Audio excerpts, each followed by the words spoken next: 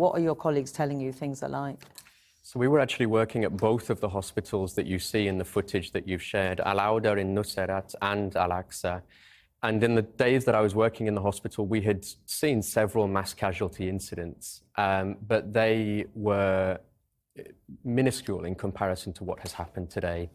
We had several colleagues working in the emergency rooms of both hospitals today, working alongside our Palestinian colleagues there. And they describe the most horrific conditions that I have ever attempted to comprehend as an emergency doctor. Tens of patients on the floor. They have a resuscitation room in Al-Aqsa Hospital that is capable at the best of times of treating 3 people. They had 10, 15 patients side by side on the floor there, many of whom had been intubated or were critically unwell. We saw a morgue that was overflowing with the bodies of people that had been killed.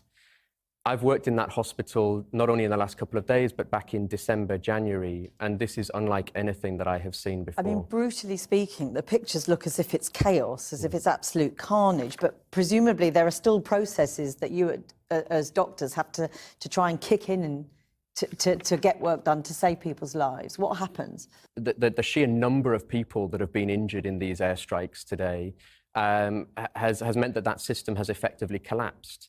In addition to that, we've had regular power outages in recent days. The last day that I was working in the hospital, we had a patient on a ventilator who died because the power went out and the ventilator stopped working. Even the people who get to that hospital who are alive with treatable injuries may die anyway.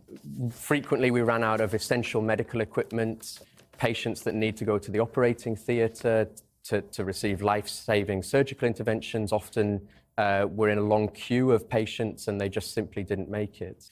It's horrifying. I mean, I see my colleagues, I recognized colleagues in the footage that you've shared there, and I cannot comprehend how the barbarity of this has been allowed to continue for as long as it has.